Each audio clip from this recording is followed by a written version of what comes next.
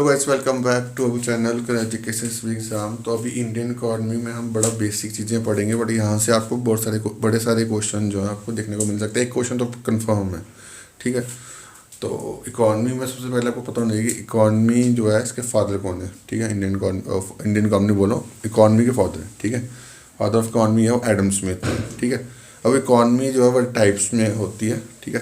Types of economy में क्या आता है, सबसे पहले आती है कैपिटलिस्ट इकॉनमी, जिसमें क्या कहते हैं जो प्राइवेट जो ओनर्स प्राइवेट पे में सारा फोकस होता है, ठीक है। जहाँ सारी जो इकॉनमी है वो प्राइवेट जो है वो कंट्रोल करते हैं, ठीक है। In this economy products manufacture जो मैन्युफैक्चर होते हैं वो डिवाइड होते हैं पीपल में, ठीक है। Not according to what they want, means जो लोग चाहते हैं वो नहीं, बट डिपेंड करेंगे जिसकी सबसे ज़्यादा ज़रूरत होगी लोगों को, ठीक है, उसकी ज़्यादा प्रोडक्शन जो है वो की जाती है, ठीक है। इसमें सबसे ज़्यादा कैपिटलिस्ट इकॉनमी कंट्रीज आ जाती हैं, जर्मनी, यूएसए, ये सभी कंट्रीज हैं। यहाँ पे प्राइवेट ओनरशिप जो है वो ज़्यादा होती है, ठीक है। अब सोशलिस्ट इकॉनमी में क्या होता है कि गवर्नमेंट सारा कंट्रोल करती है, ठीक है। In this economy government control what products are to manufacture, कौन से प्रोडक्ट जो है वो इसकी चाहिए, कौन से प्रोडक्ट हम मैन्युफैक्चर करेंगे वो गवर्नमेंट कंट्रोल करती है, ठीक है। In accordance with the requirement, जो रिक्वायरमेंट है सोसाइटी यानी कि लोगों की जो रिक्वायरमेंट है उसी के बेस पे, ठीक है। यहाँ पे पूरा कंट्रोल गवर्नमेंट का रहता है। यहाँ पे जो प्राइवेट इंडिविजुअल हैं उनका कंट्रोल पूरा जो है वो इकॉनमी पे रहता है। और लास्ट जो आ गई मिक्स इकॉनमी, जो जहाँ पे हमारी कंट्री जो इंडिया है वो आती है। यहाँ पे पब्लिक सेक्टर भी है और जहाँ पे प्राइवेट सेक्टर भी जो होता है वो आते हैं हमारे मिक्स्ड इकॉनमी में। अभी क्वेश्चन पूछा जाता है कि इंडिया कौन सी इकॉनमी में आता है, इंडिया जो है मिक्स इकॉनमी में आते हैं, ठीक है। सोशलिस्ट इकॉनमी की आपको एग्जांपल पूछ लेता है तो पूछ सकता है वो चाइना होगी, ठीक है, क्योंकि वहाँ पे सारा कंट्रोल जो है वो गवर्नमेंट करती है, ठीक है। और कैपिटलिस्ट इकॉनमी में एग्जांपल होगी आपकी यूएसए और जर्मनी, ठीक है। यहाँ पे सारा प्रॉपर सारी चीज़ें और भी बड़ी सारी कंट्री मैंने थोड़ी सी एग्जांपल आपको आइडिया देने के लिए, ठीक है। उसके बाद इकोनॉमिक्स के सेक्टर्स कौन से होते हैं, तो 3 सेक्टर्स होते हैं मेनली, प्राइमरी, सेकेंडरी और टर्शरी, ठीक है। प्राइमरी सेक्टर में वो सेक्टर्स आते हैं जहाँ पे रिलेशन जो है वो इन्वायरमेंट के साथ होता है, ठीक है। कोई भी चीज़ प्रोडक्शन करनी है वो इन्वायरमेंट के साथ लिंक होता है उनका, ठीक है। जैसे हमने एग्जांपल लिखी है माइनिंग, फिशिंग, एग्रीकल्चर, जहाँ पे सारा लिंक किसके साथ होता है, इन्वायरमेंट के साथ, ठीक है। तो वो सेक्टर्स जहाँ पे लिंक्स जो अपना प्रोडक्शन का लिंक है वो किसी के साथ होता है, इन्वायरमेंट के साथ, ठीक है। खेती करते हैं तो वो भी हम इन्वायरमेंट का यूज़ करते हैं, माइनिंग में भी इन्वायरमेंट यूज़ होता है, फिशिंग में भी इन्वायरमेंट यूज़ होता है, ठीक है। जो भी सेक्टर है जहाँ पे इन्वायरमेंट का यूज़ होगा तो वो हमारे प्राइमरी सेक्टर में आएंगे। और जब सेकेंडरी सेक्टर में कौन आएगा, जब से जैसे सपोज करो एग्रीकल्चर में जैसे अब गन्ना बनता है, ठीक, गन्ना होता है, ठीक है, लोग फार्मर प्रोड्यूस करते हैं। उसके बाद उस गन्ने की प्रोडक्शन और गन्ने को जो FCI या बाकी जो सेक्टर्स हैं वो लेते हैं, इंडस्ट्रीज लेती हैं। तो वो क्यों लेती हैं, उसका क्या कहते हैं, शुगर बनाने के लिए। तो वो रॉ प्रोडक्ट को कन्वर्ट कर देती है वैल्यूएबल प्रोडक्ट्स में, ठीक है। तो वो एग्जांपल आ जाती है आपकी सेकेंडरी सेक्टर में, ठीक है। टर्शरी सेक्टर में क्या आता है, सर्विस सेक्टर यानी पब्लिक सेक्टर भी आ जाते हैं, यहाँ पे प्राइवेट सेक्टर भी आ जाते हैं। और अब देखो जो चीज़ इंडस्ट्री में बन गई अब उसको कहीं देना ही पड़ेगा ना, जहाँ पे वो हम एक्सचेंज कर सकें, ठीक है। तो वो चीज़ आती है टर्शरी सेक्टर में, ठीक है। तो इसमें बैंकिंग आ गया, ट्रांसपोर्टेशन आ गया, इंश्योरेंस आ गया, कम्युनिकेशन आ गया, सभी चीज़ें, ठीक है। पहली चीज़ प्राइमरी सेक्टर में क्या आएगा, जो चीज़ इन्वायरमेंट रिलेटेड होगी, ठीक है। इन्वायरमेंट रिलेटेड जो भी हम चीज़ प्रोडक्शन करेंगे, जैसे माइनिंग, फिशिंग, एग्रीकल्चर, जहाँ पे सभी का इन तीनों चीज़ों में इन्वायरमेंट यूज होता है। बड़ी सारी चीज़ें और भी हैं, ठीक है। उसके बाद सेकेंडरी सेक्टर में क्या चीज़ें होगी, जहाँ पे कोई रॉ मटेरियल जो है, ठीक, कच्चा मटेरियल जो है वो वैल्यूएबल प्रोडक्ट्स में कन्वर्ट होता है। तो उसमें एग्जांपल कौन सी आ गई, इंडस्ट्रीज जो है सभी, ठीक है। और टर्शरी सेक्टर में क्या आता है, सर्विस सेक्टर आता है। इसको ये आंसर क्वेश्चन में पूछा जाता है, ठीक है। इसमें क्या आता है, प्रोडक्शन भी आता है, एक्सचेंज ऑफ सर्विसेज, यानी कि अब इंडस्ट्री में कोई चीज़ बन गई, ठीक है, उसको बेचना ही पड़ेगा ना कहीं, तो वो आगे टर्शरी सेक्टर में, ठीक है। यहाँ पे बैंकिंग आ गया, ट्रांसपोर्टेशन आ गया, इंश्योरेंस आ गया, कम्युनिकेशन आ गया, ठीक है। तो ये रहा इंडियन इकॉनमी का एक छोटा सा पार्ट। इसके बाद अब सेकेंड पार्ट भी इसके साथ ही आपको मिलेगा। तो अब इसके बाद हम पढ़ेंगे माइक्रो और मैक्रो इकोनॉमिक्स के बारे में। माइक्रो इकोनॉमिक्स कौन सी इकोनॉमिक्स होती है, जहाँ पे जो डिसीजन होते हैं वो लोगों के लिए लिए जाते हैं, और इसमें जो है एलोकेशन होती है रिसोर्सेज की, है ना, और गुड्स एंड सर्विसेज की, ठीक है। इसमें मेनली टैक्सेस वाला सिस्टम जो है वो आता है, ठीक है।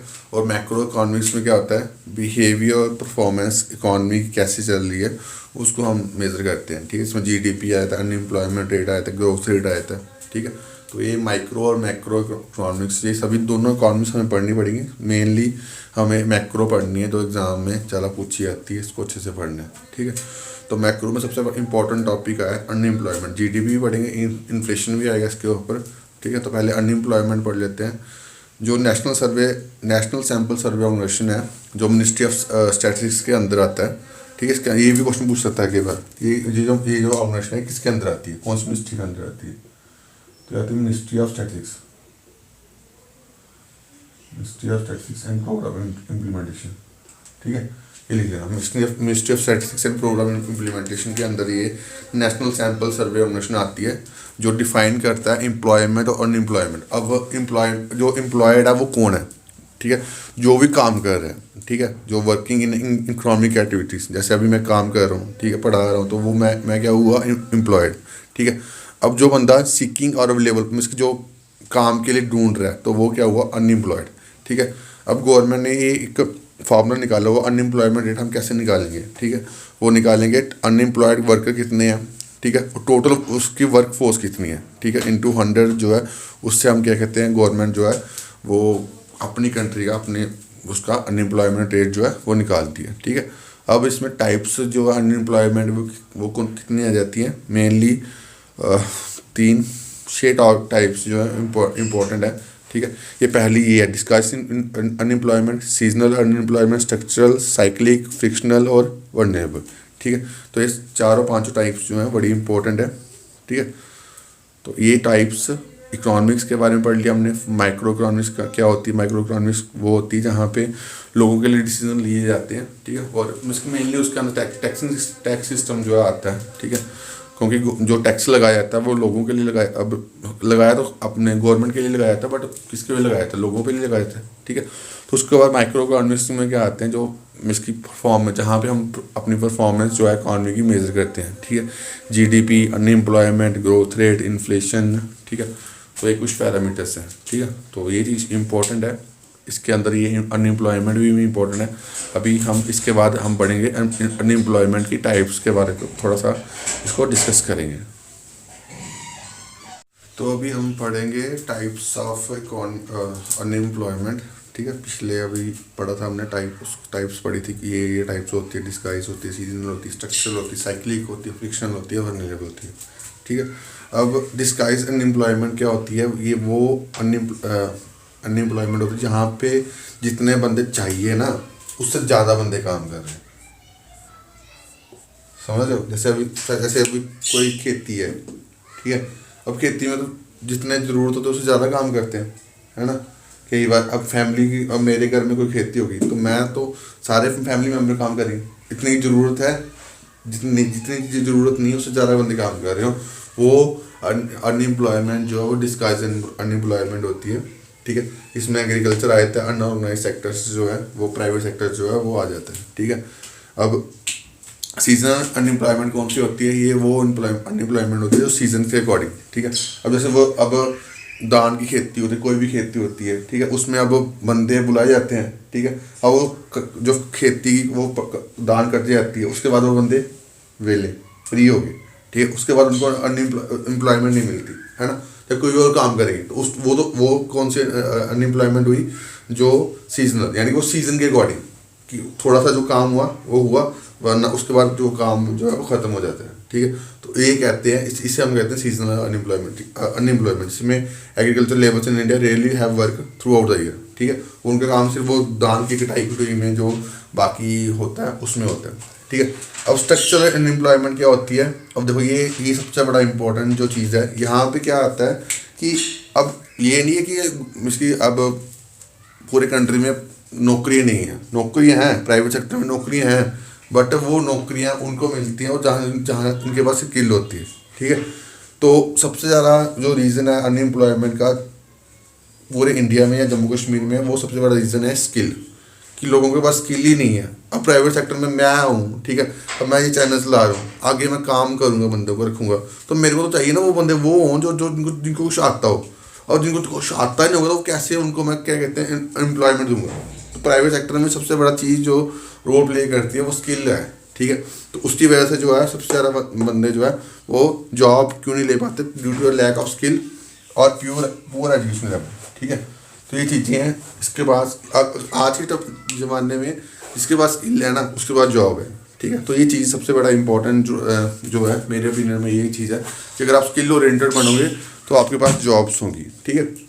अब साइक्लिक जो अनएम्प्लॉयमेंट होती है ये मैक्सिमम वो कंट्रीज़ में होती है जहाँ पे कैपिटलिस्ट इकोनॉमी का सिस्टम जो है फॉलो किया जाता है, ठीक है। जैसे यूएसए, जर्मनी, फ्रांस, ठीक है। यहाँ पे अब कैपिटलिस्ट इकोनॉमी कौन सी इकोनॉमी होती है? कैपिटलिस्ट इकोनॉमी वो इकोनॉमी होती है जहाँ पे सारा कंट्रोल, इकोनॉमी का सारा कंट्रोल प्राइवेट इंडिविजुअल्स पे होता है, ठीक है। अब सेशन क्या होता है? अब यहाँ पे लिखा है ना, phenomena that occurs during the session declines with economic growth, ठीक है। सेशन वो होता है जहाँ पे कोई भी कंपनी, इंडस्ट्री जो है वो अपना बिजनेस नहीं सही तरीके से करी हो, यानी जहाँ उनको प्रॉफिट नहीं हो रहा हो। तो अगर मेरे को प्रॉफिट नहीं होगा तो मैं तो बंदे निकालूंगा ना, तो उसे कहते हैं रिसेशन, ठीक है। जहाँ पे लोगों को निकाला जाता है, ठीक है। तो ये रिसेशन जो है जनरली जो है वो कैपिटलिस्ट इकोनॉमी की कंट्रीज में जो है वो होता है, ठीक है। उसके बाद फिक्स्ड अनएम्प्लॉयमेंट होती है। वो कौन सी अनएम्प्लॉयमेंट होती है? इसे हम कहते हैं सर्च एम्प्लॉयमेंट, अनएम्प्लॉयमेंट, ठीक है। अब यहाँ पे क्या होता है कि अगर सपोज अगर मैं किसी कंपनी में काम करता हूँ, ठीक है। मेरे को कंपनी दे रही है 50,000। अब मेरे को किसी कंपनी कॉल आती है, वो बोलते हैं कि मैं हम आपको 1 लाख रुपये देंगे, तो मैं तो शिफ्ट करूँगा। तो जो शिफ्ट करूँगा तो वो अब मैं ए में काम कर रहा हूँ, उसके बाद बी में जाऊँगा, तो जो मूव शिफ्टिंग करूँगा तो वो जो ए में जिसमें काम कर रहा था वो तो खाली हो जाएगा ना, वहाँ पर मेरी पोस्ट खाली हो जाएगी। तो वो जो अनएम्प्लॉयमेंट क्रिएट होगी वो कौन सी होगी? फिक्शनल अनएम्प्लॉयमेंट, जहाँ पे जब लोग स्विच करते हैं जॉब को तो उससे में जो अनएम्प्लॉयमेंट होती है वो उसे कहते हैं फिक्शनल अनएम्प्लॉयमेंट, ठीक है। अब यहाँ पे वल्नरेबल अनएम्प्लॉयमेंट क्या आती है? जहाँ पे कॉन्ट्रैक्ट्स पे काम करते हैं, है ना। लोग, गवर्नमेंट भी कॉन्ट्रैक्ट्स पे काम करवाती है, ठीक है। पब्लिक में भी होता है, प्राइवेट में भी होता है। तो वो कॉन्ट्रैक्ट्स वो क्या आते हैं अनएम्प्लॉयमेंट में? Vulnerable unemployment. जैसे कॉन्ट्रैक्ट्स होता है 1 साल का कॉन्ट्रैक्ट होगा, ठीक है, कोई भी जॉब का। उसके बाद एट मैक्स 6 महीने, 2 साल, 3 साल, कभी तो कभी तो निकलेंगे ना। तो वो आते हैं अनएम्प्लॉयमेंट के कैटेगरी में, ठीक है। तो ये सारी कैटेगरीज जो है वो इक्वली इंपॉर्टेंट है। इसको दोबारा रिवाइज कर लेते हैं। डिस्गाइज अनएम्प्लॉयमेंट क्या होती है? जहाँ पे जितनों की ज़रूरत होती है उससे ज़्यादा लोग होते हैं, ठीक है। जैसे एग्रीकल्चर सेक्टर, अनऑर्गेनाइज सेक्टर, जैसे प्राइवेट सेक्टर में भी देखो। अब प्राइवेट सेक्टर में कैसे होता है? जैसे सपोज करो मेरे को 10 बंदे की ज़रूरत है, ठीक है। अब मैं रखूँगा, अब मैं 10 बंदों को मैंने अगर मेरे को 10 से 80 याद देना पड़ेगा तो ज़्यादा हो जाएगा ना। तो मैं क्या करूँगा, वही बंदे छोटे छोटे बंदे रख लूँगा, चाहे 2 3 3 4 आदमी। ये प्राइवेट सेक्टर में होता है। अब 10 बंदे को 4 बंदे को 10,000 बंदे को दे, 10,000 एक बंदा लेगा जो स्किल वाला बंदा होगा। अब वो अनस्किल वाला बंदा 2 3 4 हज़ार में काम कर देगा वो, तो उससे क्या होता है? उसका पैसा बचता है। तो वो प्राइवेट सेक्टर जो है वो मैक्सिमम जो वो इस चीज़ को फॉलो करते हैं, ठीक है। जहाँ पे वो क्या करते हैं, जितनी ज़रूरत हो उससे ज़्यादा रखते हैं, बट वो वहाँ पे अपना पैसा बचा रहे होते हैं, ठीक है। तो ये पर्सनली मैंने खुद काम करा हुआ है। तो इसके बाद सीजनल अनएम्प्लॉयमेंट क्या होती है? जहाँ पे सीजन्स, ठीक है। जैसे आप एग्रीकल्चर में क्या होता है, जब खेती होती पैदावार होती है, ठीक है, जब उसकी कटाई होती है तो लेबर को बुलाया जाता है, ठीक है। वो काम करते हैं, उसके बाद क्या होते हैं, उसके बाद उनको कोई और काम करना पड़ता है। तो वो कौन सी अनएम्प्लॉयमेंट आती है? सीजनल, ठीक है। स्ट्रक्चरल अनएम्प्लॉयमेंट क्या होती है? जहाँ पे देखो ये अनएम्प्लॉयमेंट कब राइज होती है? जहाँ पे अब लोगों के पास, प्राइवेट सेक्टर के पास जॉब है, बट वो प्राइवेट सेक्टर नौकरी नहीं देते। क्यों नहीं देते? वो स्किल के बेस पे देते हैं। अब मेरे पास, मैं पढ़ाने वाला हूँ, ठीक है। अब मैं जॉब कर सकता हूँ, क्यों? क्योंकि मेरे पास स्किल है, मेरे को पढ़ाने की स्किल है। तो अब दूसरा बंदा जो है जिसके पास स्किल ही नहीं होगी, कोई पढ़ाने में कुछ किया हुआ नहीं किया होगा, तो वो तो अनएम्प्लॉयड ही रहेगा ना। तो मैक्सिमम कंट्री में जो अनएम्प्लॉयमेंट है हमारे, वो ड्यू टू द स्किल। अगर स्किल है आपके पास, आज के टाइम में बड़े सारे अपॉर्चुनिटीज़ जो हैं वो आपके पास खुली हुई हैं, ठीक है। अब साइक्लिक अनएम्प्लॉयमेंट जो है वो मैक्सिमम कैपिटलिस्ट इकोनॉमिक कंट्रीज़ में होती। क्यों? क्योंकि वहाँ पे प्राइवेट इंडिविजुअल्स होते हैं, ठीक है। अब मैं हूँ, ठीक है, मेरे को पता है कि यार मेरी कंपनी का घाटा हो रहा है, तो मैं क्यों रखूँगा 10 बंदे? मैं तो 5 बंदों में काम कर रहा हूँ ना, 5 बंदे निकालूंगा ताकि मेरा जो खर्चा वो कम हो, है ना। तो वो ये जो चीज़ें होती है वो साइक्लिक में होती है, ठीक है। फिक्शन में क्या होती है? जहाँ पे जब बंदा जॉब शिफ्ट करता है। अब मैं जैसे एक कंपनी में काम कर रहा हूँ, मैं दूसरी कंपनी में जाऊँगा जहाँ पे अच्छी सैलरी मिलेगी, तो जब मैं शिफ्ट करूँगा तो वहाँ पे उसी टाइम थोड़ी बंदा ज्वाइन हो जाएगा, टाइम लगेगा। तो वो जो टाइम पीरियड होगा उससे हम क्या कहते हैं? फ्रिक्शनल अनएम्प्लॉयमेंट, ठीक है। और ये वल्नरेबल में जहाँ पे कॉन्ट्रैक्ट्स के बेस पे काम चीज़ें चलती हैं, ठीक है। तो ये पूरा अनएम्प्लॉयमेंट का चीज़ें होगी। अभी इसके बाद भी हम चीज़ें पढ़ेंगे, बट वो हम बाकी हम जो है वो कल करेंगे, ठीक है। तो बाकी अभी के लिए इतना ही। Thank you guys, love you all.